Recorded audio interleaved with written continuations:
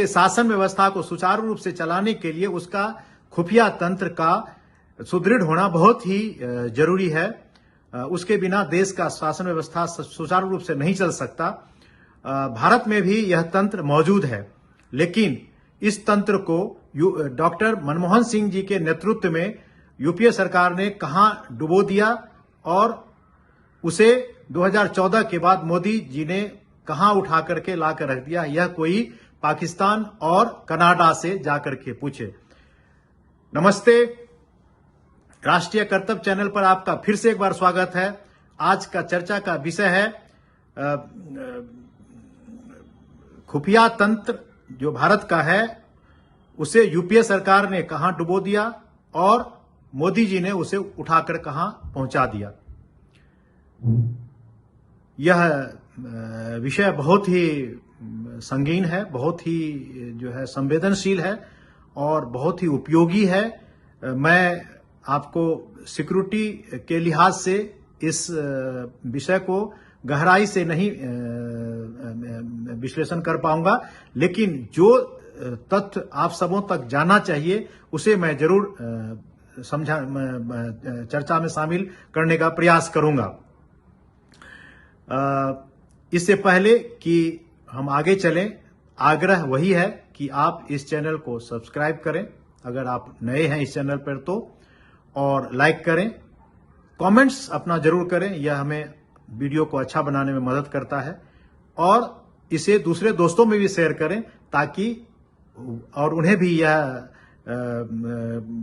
आग्रह करें कि वो भी ऐसा ही करें ताकि अधिक से अधिक लोगों तक हमारी जो चर्चा है वो पहुंच सके और लोगों को जानकारी मिल सके।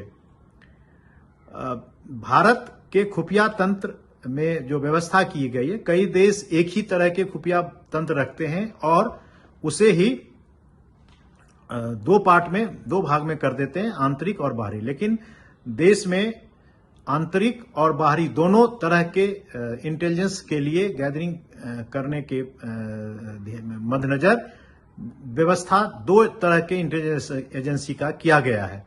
उसमें से आंतरिक के लिए इंटेलिजेंस ब्यूरो यानी कि आईबी, और उसी तरह से स्टेट भी अपनी इंटेलिजेंस एजेंसी रखती है, उसे स्टेट इंटेलिजेंस ब्यूरो कहते हैं, वो एसआईबी होती है। और भी कई तरह की एजेंसियां हैं जो कि इंटरनल और बाहरी खबर देती है, जो जिससे सरकार लाभ उठाता है। उसमें जो ओवरहेड मेथड है उसमें अखबार और न्यूज चैनल जो आजकल चल रहा है ये सब भी शामिल है, इसे भी हम इस श्रेणी में ला सकते हैं। लेकिन मेन जो सरकार द्वारा संचालित है वो है आईबी, और स्टेट में एसआईबी, इस तरह की एजेंसियां काम करती है। उसी तरह से अगर हम बाहरी खबर के लिए चलें, जो विदेश में जो खबर गैदरिंग की जाती है उसके लिए चलें, तो उसके लिए भारत सरकार का एक तंत्र है, खुफिया तंत्र, जिसे रा कहते हैं, रिसर्च एंड एनालिसिस विंग। ये बहुत ही अच्छे उम्दा किस्म का जो है जो इंटेलिजेंस एजेंसी दुनिया में है उसमें से एक है। दूसरा, हमारे देश में चूंकि बहुत तरह के इंटेलिजेंस की जरूरत होती है और अपने अपने डिपार्टमेंट में अलग अलग इंटेलिजेंस चाहिए, तो हमें अपने जो मिलिट्री है उसके लिए मिलिट्री इंटेलिजेंस है एमआई, वो भी आंतरिक और बाहरी दोनों का जो है दोनों खबर हासिल करती है। अपने जवानों पर नजर रखने के लिए आंतरिक है कि कहीं जासूसी में फंस न जाए, और बाहरी जो है जो भी डेवलपमेंट है उसके बारे में। उसके बाद एयर फोर्स का अपना इंटेलिजेंस है एआई, और नेवी का है नेवी इंटेलिजेंस। इसी तरह से ये सब अपने अपने डिपार्टमेंट के लिए करते हैं, लेकिन बॉर्डर पे बॉर्डर सिक्योरिटी फोर्स और एसएसबी, सशस्त्र सीमा बल सुरक्षा बल भी है, तो उनका भी अपना इंटेलिजेंस एजेंसी है। बीएसएफ का भी है, बीएसएफ का इंटेलिजेंस एजेंसी काफी कामयाब रहा है। कश्मीर में एक समय ऐसा था कि जब सारी इंटेलिजेंस एजेंसी फेल हो गई थी तो सिर्फ बीएसएफ की ही इंटेलिजेंस एजेंसी थी जिसने कश्मीर को मिलिटेंटों से 90 के दशक में बचाया। ये जो है ऑन रिकॉर्ड है भारत सरकार के पास। तो चलिए हम इतना गहराई में आपको विश्लेषण नहीं करूंगा, चूंकि ये राष्ट्र का जो है इसमें हित शामिल है। इसके बाद और भी केंद्रीय बल हैं, जैसे आईटीबीपी है, सीआईएसएफ है, सीआरपीएफ, इनके भी अपने अपने इंटेलिजेंस है, जो कि जिस जगह पे ड्यूटी कर रहे हैं उस कार्य क्षेत्र में अपना वो इंटेलिजेंस गैदर करके और अब एक्शन करते हैं। इसके बाद एक और इंटेलिजेंस एजेंसी है देश के लिए, जिसमें कि जो DRI है, डायरेक्टर ऑफ रेवेन्यू इंटेलिजेंस, ये फाइनेंस मिनिस्ट्री के अंदर काम करती है। और जितने भी आपके डिपार्टमेंट हैं, आपके ईडी है, सीबीआई, विजिलेंस वगैरह है, ये सब इस सब का एक तरह से पार्ट कह लीजिए। इसमें बहुत सारे चीज है, नारकोटिक्स ब्यूरो है, बहुत सारे चीजें हैं जो कि इसमें शामिल है। अब हम आते हैं कि यूपीए सरकार ने, अब हम चूंकि इंटरनल पार्ट को छोड़ देते हैं, जो दूसरी एजेंसियां हैं, जो MI है, AIA है, नेवी इंटेलिजेंस है, BSF है, इन सबको छोड़ते, चूंकि इनका कार्य क्षेत्र लिमिटेड है, अपने एरिया में अक्रॉस द बॉर्डर काम वो करवाते हैं, तो उसमें बहुत बड़ा काम नहीं होता है, क्योंकि कुछ लिमिटेड एरिया है और उसी एरिया में काम करते हैं। मैं अब लिमिटेड एरिया क्या है वो थोड़ा सा मैं माफी चाहूंगा, बट वो करते हैं, तो उनके लिए कोई बाधा नहीं है। लेकिन जो कि पूरे वर्ल्ड में जितने भी देश हैं, ऑलमोस्ट सभी देश में है, उसके जो है वहां पर इंटेलिजेंस गैदरिंग करने का जो है उनका साधन है, और एम्बेसी के थ्रू सारे काम होते हैं। इनका जो एजेंट है, मैं मोटा मोटी बता देता हूं, कवर स्टोरी के साथ ऑपरेट करता है। कोई चाय का दुकानदार होता है, कोई कुछ होता है, कोई सैलून खोला रहता है, कोई जो है स्टूडियो चलाता है, कोई फोटोग्राफर, कोई सप्लायर है, इस टाइप से काम चलते हैं इनके, जो कवर स्टोरी देता है। उसके इस सब काम के लिए आप सोच सकते हैं कि क्या होगा, तो पैसे खर्च होते हैं और एम्बेसी का और सरकार की मदद की जरूरत होती है, जो कि यूपीए सरकार ने बिल्कुल बंद कर दिया था। इसके अलावा यूपीए सरकार के समय में जो अमेरिका का जो इंटेलिजेंस एजेंसी CIA और यूके का जो इंटेलिजेंस एजेंसी और पाकिस्तान का, इसकी घुसपैठ जो है हमारे सरकार के जो है मंत्रालयों में कुछ ना कुछ हिडन तरीके से हो रखा था, जिस वजह से जो भी एजेंसी, इवन जो रा अफसर से आप बात करेंगे, उस समय के जो रा अफसर हैं, रा में एम्बेसी के थ्रू घुसपैठ हो चुका था। क्योंकि एक चीज मैं बता देना चाहता हूं कि रा जो है प्योरली अपने हिसाब से अपना जो अफसर है चुनता है, लेकिन यूपीए सरकार में एक बदलाव करके और रा में जो है पुलिस के दूसरे जगह से जो है स्टाफ घुसेरा, जिस वजह से वहां की जो भी बातचीत होती थी वो डिस्क्लोज होकर के कहीं ना कहीं ISI को, CIA को और यूके के जो इंटेलिजेंस एजेंसी है और भी कई देश के इंटेलिजेंस एजेंसी थी, उनको चला जाता था, जिस कारण से हमारे जो एजेंट थे वो सीधे सीधे धरे जाते थे मिशन पूरा करने से पहले ही। चूंकि जब किसी को मालूम होगा कि मैं कहीं पर जा रहा हूं किसी काम के लिए, जो कि मिशन मेरा दिया गया है, और जो दूसरे अपोजिट पार्टी है जिसके देश में हम ये करने जा रहे हैं उसको मालूम होगा तो मुझे निकाल करके मार देगा। तो इसलिए जो यूपीए सरकार के टाइम में जब ये हुआ था, जब रा ऑपरेशन करती थी, तो उसमें बहुत सारे एजेंट और अफसर भी पकड़े गए और मारे गए। इसलिए उस टाइम में बहुत सारे अफसर इस्तीफा दे करके जॉब छोड़ दिया। इतना ही नहीं, सरकार ने उसे, चूंकि इंटेलिजेंस प्योरली धन खर्चे के ऊपर होता है, जब तक पैसा आप एक्सपेंड नहीं करेंगे उसके ऊपर, उस तरह से जो है आप इंटेलिजेंस गैदरिंग नहीं कर सकते। सारा खेल पैसे का है, तो पैसा जो है वो फंड बंद कर दिया, एम्बेसी का सपोर्ट बंद कर दिया, सरकार का सपोर्ट बंद कर दिया। क्योंकि किसी आदमी को अगर आप पाकिस्तान भेजते हैं या ईरान भेजते हैं या किसी देश में प्लांट करते हैं, तो उसे कोई ना कोई स्टोरी दे करके जाना पड़ेगा। तो एजेंट को मदद की जरूरत पड़ती है तो वो सरकार ने बंद कर दिया था। इतना ही नहीं, बॉर्डर वगैरह पे हम लोग भी जब इंटेलिजेंस में थे उस टाइम में भी जब जो सरकार ने एक डिसीजन लिया था कि जो भी एजेंट हम भेजें वो इंडिया का नहीं होगा, इंडिया का नहीं होगा तो फिर कैसे होगा। तो ये सारी चीजें जो है यूपीए सरकार में हुई थी। तो पाकिस्तान का ही या किसी और देश का जो है बंदा जिसको भेजना है उसी का वही एजेंट आपका होगा। तो ये सारी चीजें जो है हुई थी यूपीए सरकार के अंदर, और सरकार कहीं से भी इंटेलिजेंस एजेंसी को उस टाइम में मदद नहीं दे रही थी, एक्सेस नहीं मिल रहा था। जैसे कोई भी एजेंट अगर पकड़ा जाता है तो उसे हमें पहले क्लेम करना होता है कि हमारा बंदा है, और वो जो है किसी तरह से जासूसी करने वहां नहीं गया था। ये सबसे पहले हमारा क्लेम होता है। ये बंदा जो है जासूस नहीं था, इस काम के लिए गया था जो कवर स्टोरी उसको दिया जाता है। लेकिन जब हमारे ही इंटेलिजेंस एजेंसी के अंदर, रा के अंदर उनका घुसपैठ हो चुका था, जो बाहर वाले सीआईए के एजेंट का और उससे जो है आईएसआई का या यूके के इंटेलिजेंस एजेंसी का, तो वो खबर पहले ही पहुंच जाती थी। तो इसलिए बहुत दिक्कत होता था। तो यूपीए के टाइम में रा को तो डुबो ही दिया था, और इतना डुबो दिया कि रा में कोई काम करना नहीं चाहता था। ये बहुत बड़ी विडंबना थी। लेकिन जब मोदी सरकार 2014 में आई है, उस समय से रा को उठाया गया, और इतना ऊपर उठाया।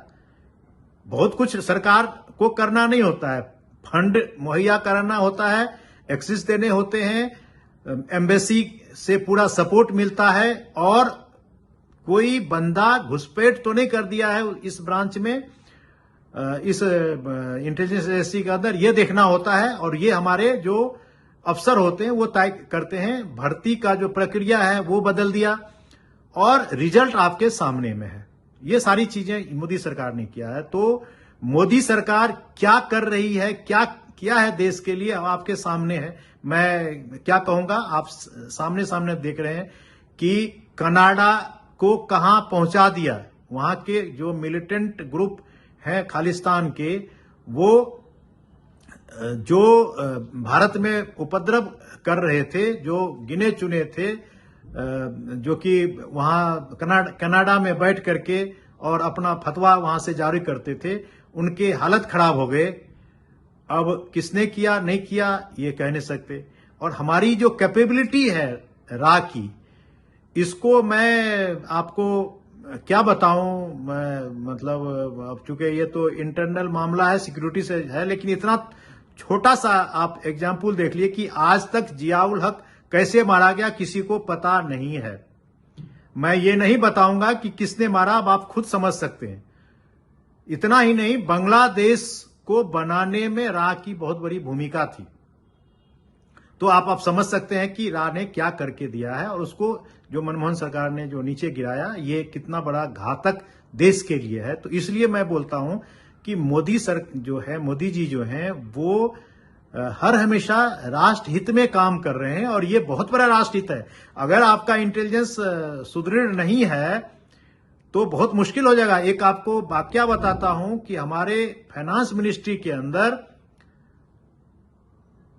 केजीबी का घुसपैठ हो गया था। अब बताइए कि यूएसआर हमारा कितना बड़ा मित्र था, लेकिन उनको डर था कि कहीं पर जो बिजनेस है, जो व्यापार है या खरीदारी है हथियारों का या किसी और चीज का, वो किसी दूसरे देश के ऊपर डिपेंड तो नहीं है। ये इंदिरा गांधी जी के टाइम का ये है मसला। इसलिए मैं बोलता हूं, चूंकि बहुत सारी चीजें इंटेलिजेंस में टर्म में देशवासियों को नहीं मालूम होता, क्योंकि ये खबर निकली थी तो इसलिए मैंने डिस्क्लोज इसको कर दिया। अदरवाइज मैं भी डिस्क्लोज नहीं करता। ये खबर जो है अखबारों में खूब धड़ल्ले से उस टाइम में निकली थी, और बहुत सारे चीजें हुए। तो केजीबी के जो घुसपैठ था उसको उस टाइम में खत्म करना पड़ा। नहीं तो ये सारे के सारे जो है ये देखते हैं कि कहीं मेरा हथियार छोड़ करके और किसी और देश से तो नहीं लड़ा। ये सारे प्लानिंग को जो है वो लोग मॉनिटर करते हैं। बहुत बड़ा खेल है ये सब जो है ऐसे नहीं होता है। देश के शासन व्यवस्था, मैंने शुरू में बोला था कि सुदृढ़ करने के लिए यह बहुत ही जरूरी है कि उसका इंटेलिजेंस या खुफिया तंत्र जो है बहुत मजबूत हो, बहुत मजबूत हो। तो ये जो है भारत का खुफिया तंत्र अब दोबारा से पटरी पे आ गई है, और उसके लिए सिर्फ और सिर्फ मोदी सरकार को जो है हम क्रेडिट दे सकते हैं। जो धनराशि है उन्होंने पूरा का पूरा मदद किया।